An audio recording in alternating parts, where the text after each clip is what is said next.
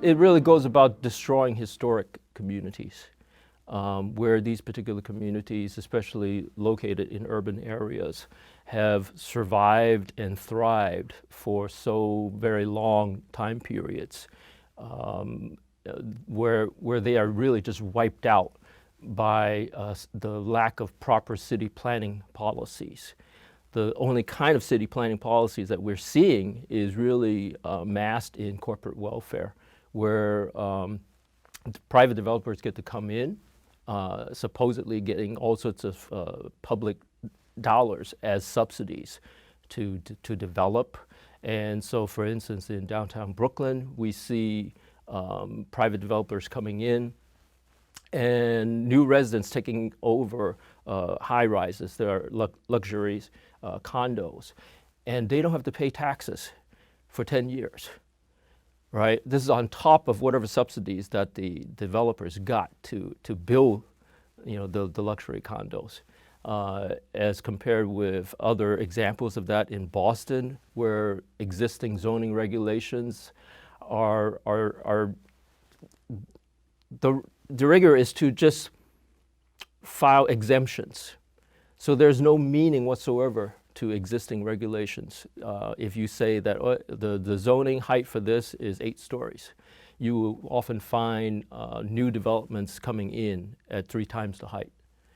And so, it becomes meaningless to have zoning policies that says something is at 8 when you're building all the time at 30. We analyzed in the last report that we did with 3 different cities in the Chinatowns in Boston, New York, and Philadelphia. We saw that the demographic changes over a couple of different census. And for instance, with Boston, we see over the course of at least 3-4 decades, a drastic decline in the Asian Pacific Islander population in Boston Chinatown, where at one point in time it may have been as high as 85%. And then by 1990 and then 2000, slowly declining. And up to this point in time, according to the 2000 census, the Asian Pacific Islander population is at 46%, whereas the white population is 41%, and that's for the year 2010.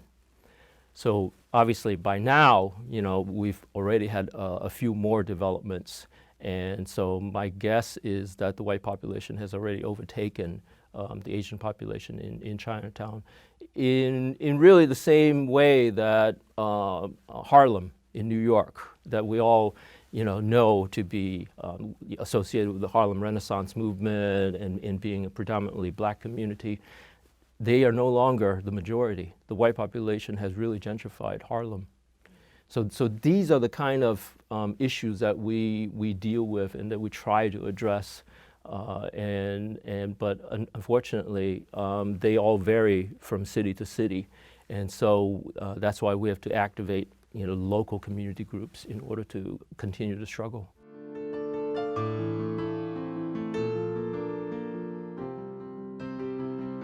The tendency is for them to relocate to other parts within the greater Boston area, where the real estate value is cheaper and the accessibility to public transportation is higher. So we see that happening, but it is not the same thing as developing a whole new Chinatown per se, because it is not there's no clear demarcation of a geographical area where this community exists in the traditional and historic way that Chinatowns have existed in other cities.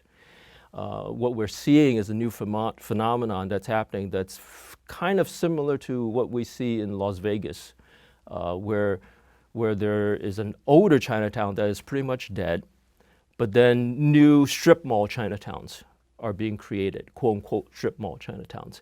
And they're simply shopping centers where there are a few restaurants, a few curio shops here and there, some services, hair salons, masseuse. But that's not the same thing as a real concrete community where people, live there on a 24/7 basis. Here, you don't have that particular phenomenon, right? People drive there only to get whatever essential services that they need, and then they leave, right? So it's a totally different dynamic. It's a different phenomenon. You can't organize, as much of a community that's not geographically intact.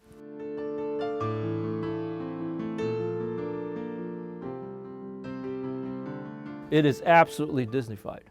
And so Washington, D.C. is the perfect example where you have one last remaining development left, roughly around, I think, about 250 or under 300 units on H Street. But once that development is gone, there are really no Chinatown residents per se. But the life of any community, in this particular case, Chinatown, it's not just about who lives there, but it's also about the coupling with small businesses. So one telltale sign is the lack of any grocery stores. So that for the residents that do live there right now, they have to take a bus and travel 15 miles outside of Washington, D.C. Chinatown in order to get their Chinese groceries. There are no Chinese bakeries, right? Whereas if you travel to most, viable Chinatowns, there are these, small businesses that you can patronize. So it is totally a tourist trap. And so in order to kind of, save itself, what the city administration did a couple of years ago was to pass a signage ordinance. Because the lack of small businesses, Chinese, Asian small businesses, right, were going by the wayside and moving, onto the suburbs. They were losing that quality of the tourist nature of Chinatown. So that when tourists comes into Washington, D.C. Chinatown, they say, wait a minute, I see a Gap here, I see, a Walgreens here, I see a Fudd Rutgers, I see, this and that, but I don't see any, quote unquote, Chinese businesses. And so the signage ordinance require that all businesses within that particular area that's demarcated as Chinatown to be both in English and in Chinese. So what that tells us is what is the function of this? Is it really to save Chinatown per se?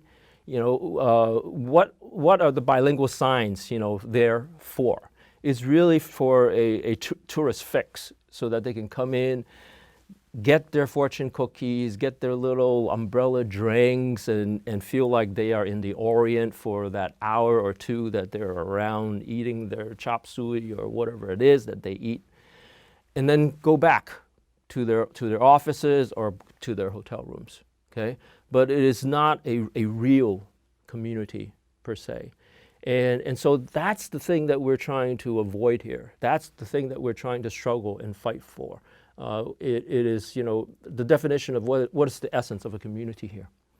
And here, the way that we define it is by at least, two quintessential elements, which is the existence of residents that live there and small businesses that is a part of what a community is about. And so everything else becomes somewhat meaningless. So for instance, the local city administration has touted the last couple of months about we'll give you a community space, so that you can have a Chinatown community center.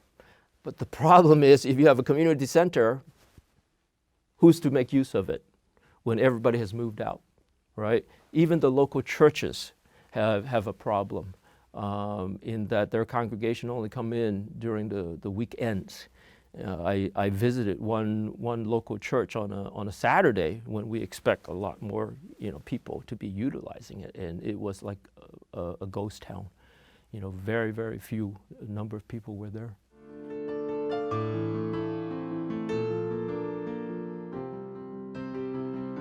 People need to understand and appreciate the historical developments behind Chinatown. Chinatown, like most other ethnic minority enclaves, was created out of anti-Asian violence. There was a great anti-Chinese movement in the 19th century in the United States that forced a lot of the various different Chinese settlements in places where we don't associate nowadays with having a Chinatown or having a Chinese settlement. And so the lynch mobs that went in and destroyed settlements, that had Chinese, forced the existing residents to then come back into the major Chinatowns, such as San Francisco, or Portland or Seattle.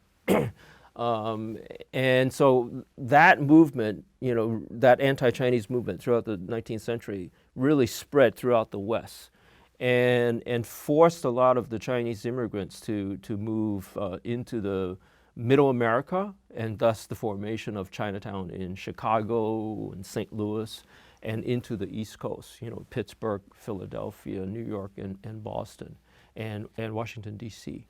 And so without that understanding, appreciation of how these historic communities have survived and thrived, for so long, we're not really able to understand, how the present incarnations of these strip mall Chinatowns are really not the same thing. They still provide services here and there, right? It's somewhat localized, but people will still have to utilize vehicles, public transportation, and cars. It is not the same thing as when you are a pedestrian and you have to walk around your community and you see people, you see friends, you see neighbors, and you interact with them on a human basis. It's kind of difficult to interact. What are you going to do? Honk, at people when you're driving, and so it's a different mode of relationship, and we're trying to really encourage a livable community where people engage with each other, face to face.